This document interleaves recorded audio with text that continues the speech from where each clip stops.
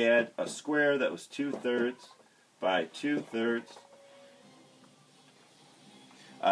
we would multiply those to find the area. So 2/3, 2/3, and remember, when you multiply fractions, you just multiply the numerators and then the denominators, so it's 4/9.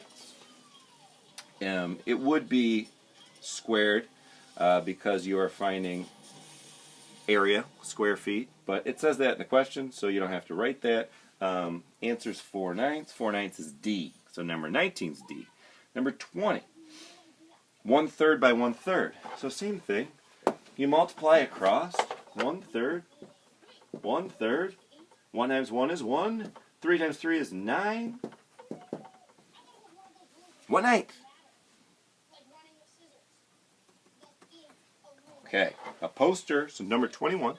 A poster has a height of 2 feet and a width of 1.5 feet. 2 feet. 2 by 1.5. So, 2 times 1.5. So we're going to write 2 as a fraction first, and we're going to multiply it by 1 1/2 as a fraction. We want just an improper fraction. So how many halves are in one whole? 2. And then the 1/2, so 3 halves.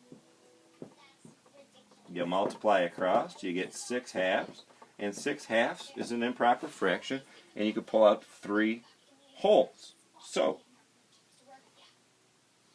did I do that for nothing? Yes, I did. Of course I did. Why would I not do that for nothing? It's not even asking you the area. It's saying, is the answer going to be larger or smaller? Well, 2 times 1.5. 2 is getting multiplied by a number bigger than 1, so it's going to get larger. So 21 is A. 22. Which statement is true? Here was another one of my wonderful errors. There's more than one question that is true, or one of these options. So remember the idea here, let me just write down A. 2 1/3 times 3 is smaller or less than 2 1/3. Well, here's 2 1/3 by itself. Here's 2 1/3, and it's getting multiplied by a number bigger than 1. That should make this side larger. So that's false. Right? False. Then looking at number 2, we have 1/3 times 3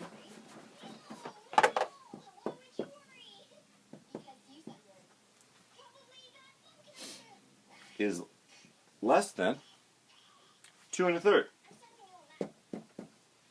Well, this one, in short, the answer is that one's true.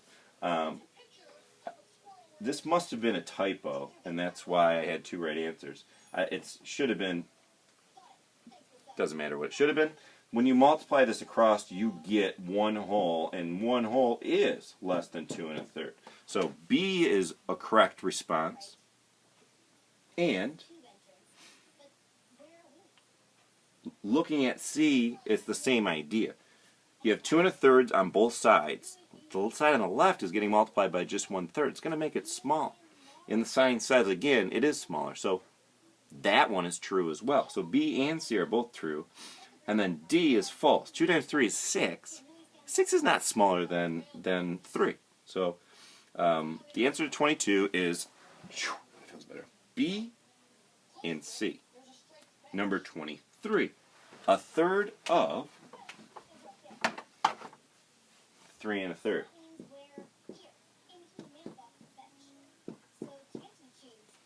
We have a fraction, we have a mixed number, we have to turn them both into fractions. We have 10/3, 1/3, 1 times 10 is 10, 3 times 3 is 9, 10/9 is equal to 1 1/9. So that answer is 1 1/9.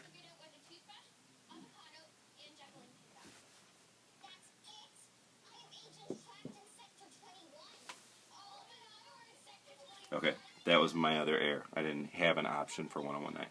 So that answer is 1 1/9. Let's go to 24. Sorry, I heard my son walking down. He can't ruin this. We're almost through it. Okay, where am I at? 24. 24. 1.5 times 3.5.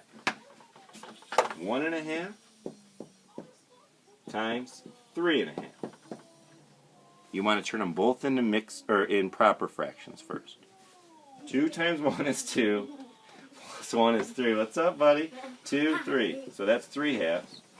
Multiply that by 7 halves. Oh, hey, hold on 1 second. I'm almost finished, okay? 7 times 3 is 21. 2 times 2 is 4. How many 4s are in 21? How many 4s are in 21? Do you know, buddy? 4, 5. 5. So you can pull out 5, and there's still 1 left. So 5 and 1/4, which is D. So 24 is D. Let's go to 25 and 26. 1/10 divided by 3. Hi, Eva. 1/10 divided by 3. And 3 is the same thing as 3 over 1. We want to keep, change, flip. Keep, I'm watching change, Dad now. flip. That answer is 1/30, which makes sense because if 3 people are splitting 1/10, they're going to get a teeny tiny 1/30. So that answer is C. Let's go to 26. 1/2. 1/2 divided by 2. 3 equals. Remember, we keep, change, flip because we don't like to divide with fractions. But if you keep, change, flip, you're multiplying with fractions, which is happy and fun. So 1/2 times, well, what's the flip of 3? 1/3 equals 1/6, which is D. So that is 1 through 26. We got through it. I thought for sure we would not have. So this is a 19-minute video. We will hope that I can figure out how to upload it to YouTube. Yeah. Okay. Can you say, go math? Go math. Say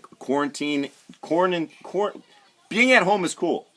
Being at home is cool. All right. Next week, I have more problems for you. I hope you guys are doing well. I'll see you soon. And just keep the positive attitude and happy mathing. Happy mathing.